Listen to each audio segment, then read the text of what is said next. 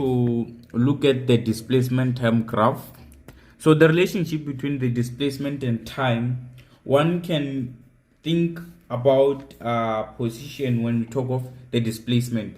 We know that when we define displacement, we talk of the change in position of an object from its initial position to the final position. And we know that time, it's independent and time doesn't wait. So the formula that best describes this, or the relationship between the two quantities from our equations of motion, we can take the equation that says change in displacement is equals to the initial velocity multiplied by the change in time plus half the gravitational acceleration multiplied by change in t squared. So from the formula you can see that the relationship between the displacement and the time exists if and only if we have a constant gravitational acceleration. So remember from our previous lesson where we were talking about the velocity time graph, we talked about a constant gravitational acceleration, which was our g value here. So in this case we have this formula here. So if we assume that the initial velocity of the ball that changes position is being dropped or it's being released from rest, then it means that our initial velocity here will be 0 meters per second. So now our formula changes to change in x, which is equals to, this one will be 0, then we'll be remaining with half gravitational acceleration changing t squared. Then now we can explore our relationship. As you can see, this is half will forever remain 0.5. It will never change. It's a constant. Then we have a constant multiplied by a constant, which is 9.8 by half. So you can see that the two here are our constants.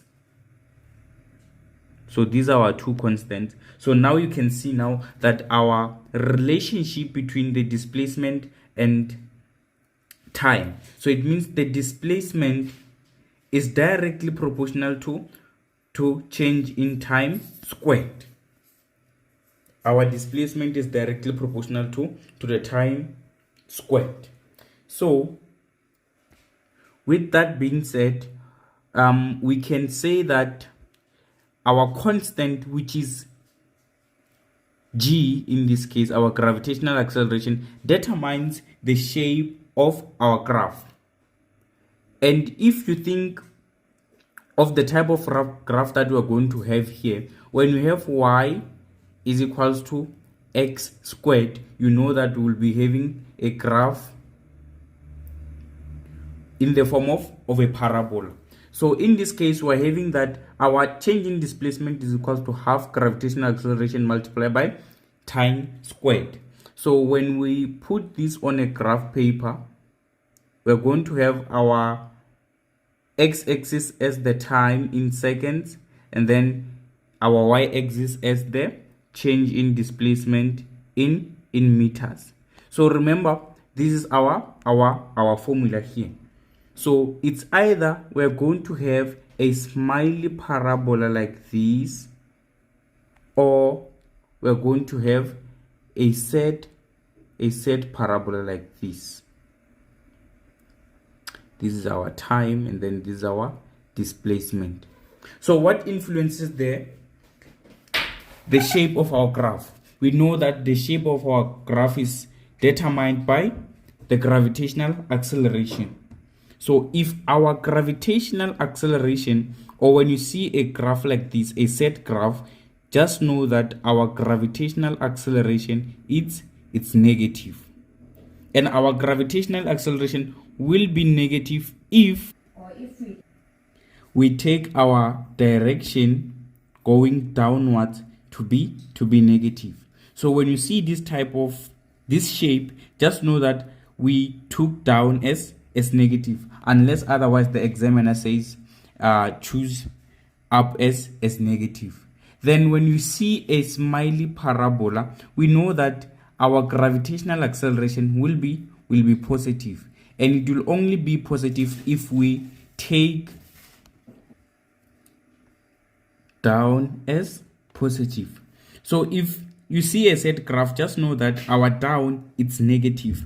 When you see a smiley one, we have a positive G, whereby our downward direction is positive. Because if we're having a ball, we know that the only force acting on a ball in free fall, it's our FG. So if we choose to say our gravitational force it's negative, then we're going to have a set graph. But if we choose to say our gravitational acceleration is positive, then we're going to have a smiley graph. Why? Because the gravitational acceleration is pulling every object down, hence it is favorable in this case. Hence we are having a smiley graph. So without a waste of time, I want us to tackle some question so that we get to understand how to analyze these graphs. Here is our example. They say the graph below, not drawn to scale, shows the motion of a tennis ball that was thrown vertical upwards from an open window. Some distance from the ground, it takes the ball 0.2 seconds to reach its highest point before falling back to the ground. Study the graph below and calculate the following questions. So as we observe our graph, this is a position time graph.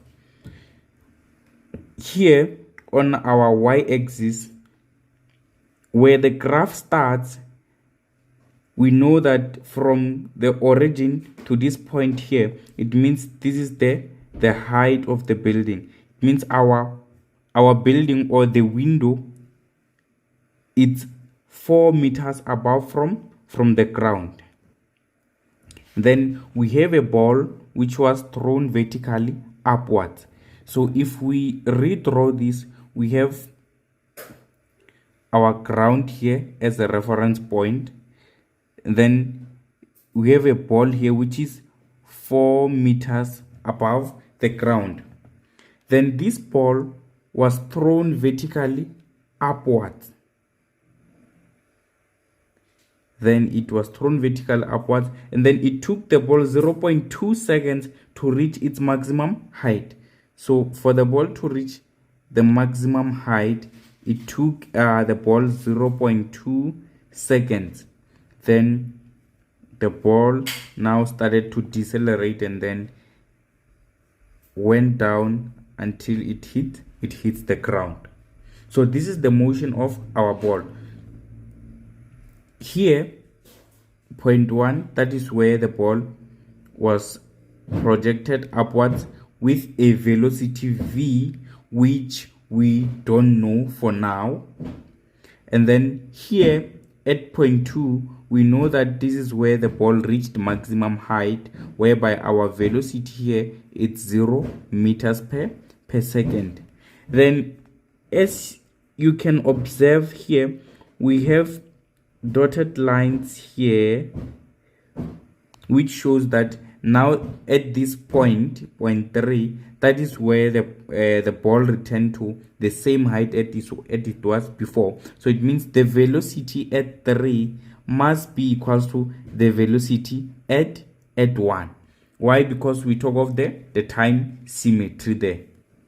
Then the last position of the ball was here before it hits the ground, which is position 4, whereby now we don't know the velocity of this ball when it hits the ground. But we know that for the ball to return to its original position at 4 meters above the ground, it took 0 from the initial point. It took 0.4 seconds for it to reach this height here. All right, so the first question says how high the window is above the ground. So you can see that this is our position here. So the initial point where the graph starts, that is the height above the the ground. So it means the window is 4 meters above the ground. Then the second question says, calculate the time it takes for the ball to reach the maximum height. They want the time it takes the ball to reach the maximum height. And we were given that time that it takes the ball 0.2 seconds for the ball to reach maximum height. So time here, t is equals to 0.2 seconds. Then the third question says, calculate the initial velocity of this ball. They want the initial velocity of the ball. So if we check our picture here, they want the initial velocity of the ball. So we can look at path from 1 to 2. So if we observe from 1 to 2, and then we get our information from there, we know that our initial velocity is the one that we are looking for. And then our velocity at 2, it will be the velocity at maximum, which our v final there will be 0 meters per second. Then our gravitational acceleration, because we can see that the shape of this graph, it's a set graph, then it means our gravitational acceleration here, it's a negative gravitational acceleration. So our g value here will be negative 9,8 meters per second squared. Then we know the time it takes for the ball to move from point A to point 2, which is 0,2 seconds. Then now we have our information. Then we can use this formula here. We can use v final is equals to initial velocity plus our gravitational acceleration multiplied by the change in time. Our final velocity is 0, which is equals to the initial velocity plus our gravity is negative 9.8. Then the change in time is 0,2 seconds. Then when we multiply that, we get that our initial velocity is 1,96 meters per second. And you can see that this is true because we got a positive answer. Remember, if our gravitational acceleration is negative, then it means any motion going upward should be positive. Then we got a positive initial velocity, which is the velocity that they projected the ball upwards. So our initial velocity is 1.96 meters per second going upwards. Just like that. Then we can move on to the next question.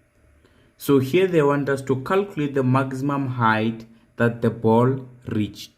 So if I can get our picture quickly. So here's our picture. They want the maximum height reached by the ball. So remember our initial velocity, we calculated it in the previous question and we got that our initial velocity, our v initial was 1.96. So now they want the height. So they didn't specify that they wanted the height reached by the ball from the ground, or they just want the height from the window to the maximum point. But we will assume that they want the maximum height reached by the ball from the ground. So with that, we can look at the same path from 1 to 2. There's a lot of information there. We have our initial velocity now, which is 1.96. We have our final velocity, which is 0 meters per second. We have our time, which is 0,2 seconds. And then we have our gravitational acceleration, negative 9.8 meters per second squared. Then we're looking for the displacement. Then how can we calculate the displacement from the window to the maximum height? Then we can use change in displacement is equals to the initial velocity by time plus half gravitational acceleration change in t squared. Or you can use v final squared is equals to v initial plus 2a change in displacement, and then we can, I believe we'll get the same answer there. So here we're going to have 1.96, then our time is 0.2 plus half of negative 9.8, then our time 0.2, then we square that, then from our calculator we are going to get 0.196. Remember, this is meters. So from the moment the ball was thrown until it reached the maximum height, it traveled a distance of 0.196 meters. Then with reference from the ground, it means we need to add this 4 from this. Then when we add these 4 meters from this answer here, then we get that this is 4,196 meters. Then now this is the maximum height reached by the ball from the ground. I hope that it makes sense. So the next question, they say they want the final velocity of the ball when it reaches the ground. They want the final velocity of the ball when it hits the ground. So they want the velocity here. So we can look at path 2 to 4. 2 to 4. So at 2, we know that that will be our initial at this point. So that is at maximum height, 0 meters per second. Then we're looking for the final velocity, which we don't know. Our gravity, we know that is negative 9.8 meters per second squared.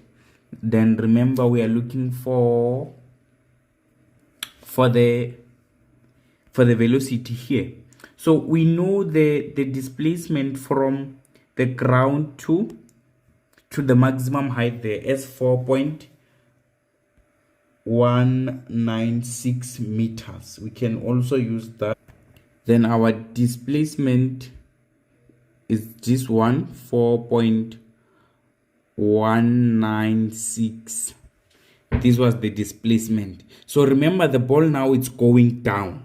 So the initial position of the ball is at 4.196 meters. Then the final position will be at 0 meters. So it means now when we calculate the change in displacement, we're going to have negative. Why? Because change in displacement says final minus initial.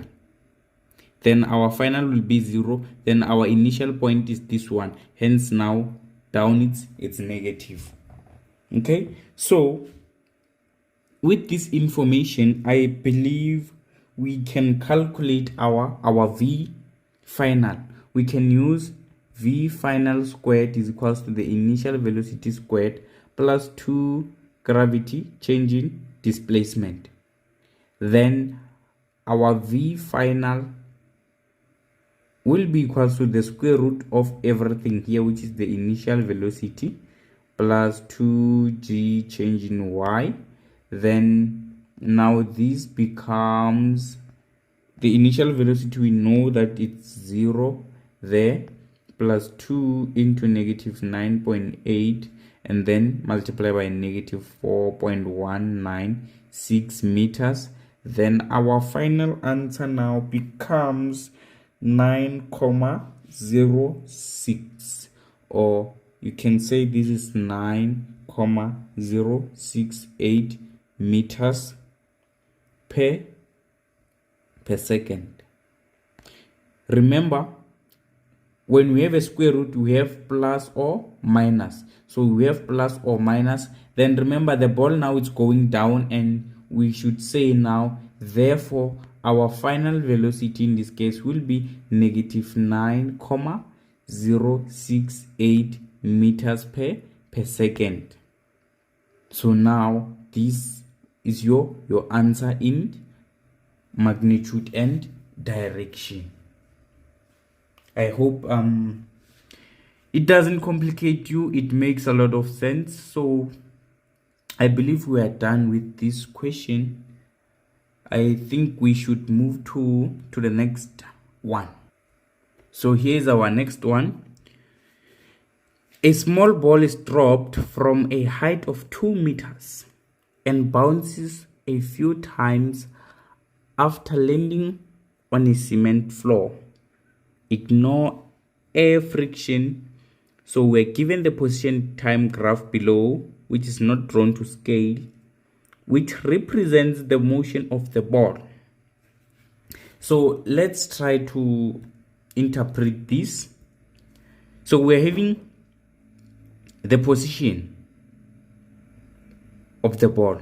So the motion of the ball started here at height 2 meters above from this ground. So this ball was dropped from this height, and then it went down, and then it hits the ground, and then it be in contact with the ground. Then now the ball bounces off the ground and goes up and reaches the maximum height of 1.85. Then now it goes back to the ground. Again, it bounces off the ground, and then it reaches a maximum height of 1.2 meters. Then it comes back to the ground. So basically, we're having something like this. Let's say this is our building. This was a 2-meter building. Then on top of this building, we were having a ball which was dropped. This ball was dropped. Then it hits the ground. The ball hits the ground. Then it bounces off the ground. Now this is the time when the ball bounces off the ground. It goes up and reaches a maximum height there. That is 1.85. Then it goes back to the ground. It hits the ground, then be in contact with the ground. Then again, it goes up and reaches the maximum height of 1.2. Then now it returns to the same position. So this is our motion of the ball. Whatever that you see here,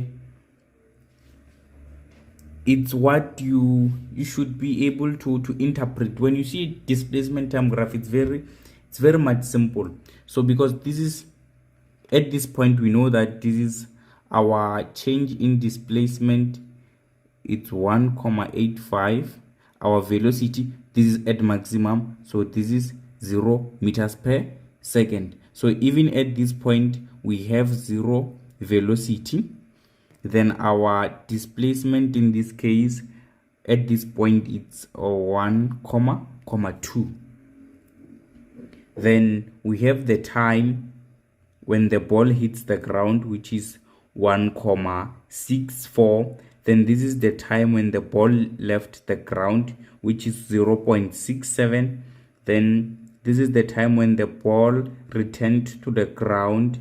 Then this is the time when the ball left the ground for the second time, which is 1.97. Then that is time t there when the ball returned to the ground for the final time. So now let's look at the questions. So they want us to define the term free fall. I believe now everyone can define free fall as the motion of an object whereby the only force acting on that object is the gravitational acceleration or the gravitational force. So they say use the graph to determine the time that the ball is in contact with the floor before the first bounce. So as you can see, there is a gap here. So this gap here indicates that the ball was in contact with the ground. So how do we get that time? We're going to say t is equals to, we're going to subtract the time at which the ball left the ground from the time at which the ball landed on the ground. So we're going to have 0.67 minus 0.64, then our difference is 0.03 seconds. So this is the time of contact between the ball and the floor. So this is the time of contact. Then our next question says, determine the time it takes the ball to reach maximum height after the first bounce. So the ball was thrown, then it hits the ground, then it reaches maximum height there. So they want to know the time that the ball spent for it to reach the maximum height for the first bounce. So they want the time here. They want the time at this point. So how do we get the time at that point? So we can get the time if we look at this. If we look at this motion here, we know that the ball left the ground at a certain velocity, and then it went to reach the maximum height at velocity equals to 0. Then we know that when the ball reaches this point here, it will be the same velocity as the velocity at which the ball bounced when it went up here. So the velocity at 0.67 is equal to the velocity at 1.90, but in different directions.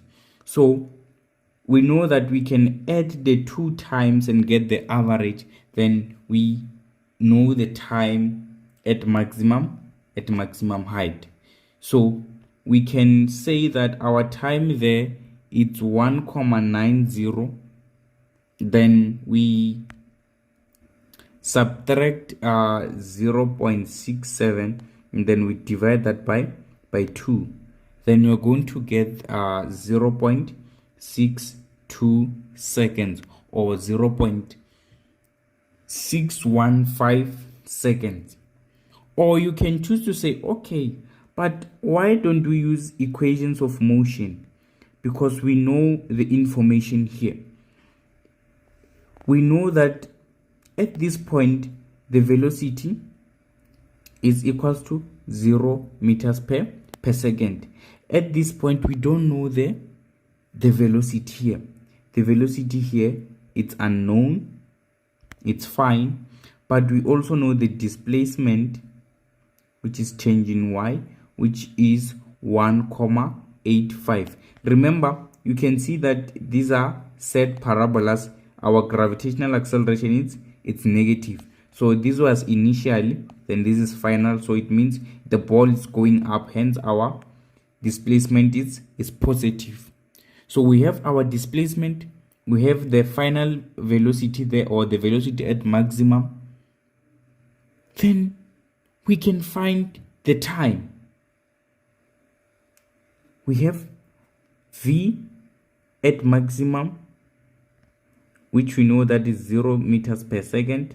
We know the displacement, which is 1.85. Our gravitational acceleration is negative 9.8 meters per second squared. We are looking for the time. So we can find the time using this little information here. So our displacement will be equal to the initial velocity change in t plus half our gravitational acceleration change in t squared. So our displacement is 1.85, which is equals to initial velocity, that will be 0, and then our time there multiplied by 0, it's 0. Then we're going to have half negative 9.8. Then we're going to have what? We're going to have our change in t squared. So here I decided to take this as the initial velocity. Then we can take this one as our final velocity here, or vice versa, it's fine. So if you take this one to be your initial velocity and then this one to be your final velocity, it's going to complicate things because the motion of the ball here, it's going upwards, but here the motion of the ball, it's going downwards. So our down, it's negative, so here it's positive. So if it's positive, then divide by negative, we can't have a negative time. But if you take vice versa, it's okay. If you put negative here, when you divide everything, then our time, then when you take the square root of your answer, then you're going to have your time as 0.61 seconds. So you can see that this time, it's equivalent to this time here. So this is how we can find the time at maximum height for the first bounce. Then our next question says they want the speed at which the ball leaves the floor at first bounce. So when you look at this, they want the speed at which the ball leaves the ground here. So we don't know the velocity here, but we know the velocity at this point, that is 0 meters per second. Then we can use the information that we know that it takes the ball 0.62 seconds for it to move from this point, which is from time 0.67 to this point here. It takes 0.62 seconds. So we can use that information to calculate our speed there. So our initial velocity, we don't know, we are looking for it. So our final velocity, which is the velocity at maximum, that is 0 meters per second. Then our time, the time it takes for the ball to move from that point to the maximum point, it's 0.62 seconds. So our time there is 0.62 seconds. Then our gravitational acceleration is negative 9.8. So we can say V final is equals to the initial velocity plus gravity change in t. Then our information is complete. This is 0 is equals to the initial velocity plus minus 9.8. Then our time is 0.62.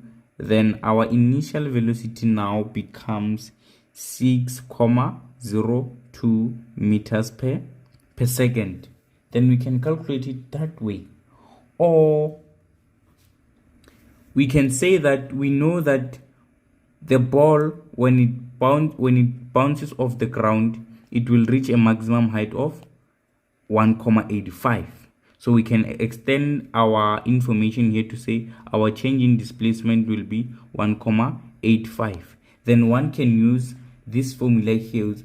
Change in displacement is equals to V initial change in t plus half gravity change in t squared. Then this is 1.85, which is equals to the initial velocity. We are looking for it. Then our time is 0.62. Then plus half negative 9.8. Then our time 0.62 squared. Then our initial velocity in this case will be the same. Then we're going to have 6.02 meters per second. And we get a positive answer. Why? Because that is the velocity at which the ball leaves the ground. It's going up. When it's going up, it means it's positive. Then the other question, they want time t indicated on the graph. So here's our time t on the graph. That is the last point there on our graph. Time t on the graph. So when they want that time there are many ways to get that time, but you have to be careful when you are dealing with this, especially when you are going to use the equations of motion, because it can be tricky or you can forget to add something here. So when we're looking for this, we're going to consider the last bounce here, this last bounce. So here we can look at this bounce here. We're looking for this time, but we can use the idea that we can focus on these 2 points here. So we don't know the initial velocity here at which the ball leaves the ground, but we know that this is our maximum height. So the velocity is 0 meters per second. Then we know that the ball reaches a height of 1,2 meters. So we know the displacement, we know the initial velocity, we know the final velocity. So we can get the initial velocity. Why do we need to find the initial velocity? If we find the initial velocity, we will be able to find the time it takes for the ball to reach maximum height.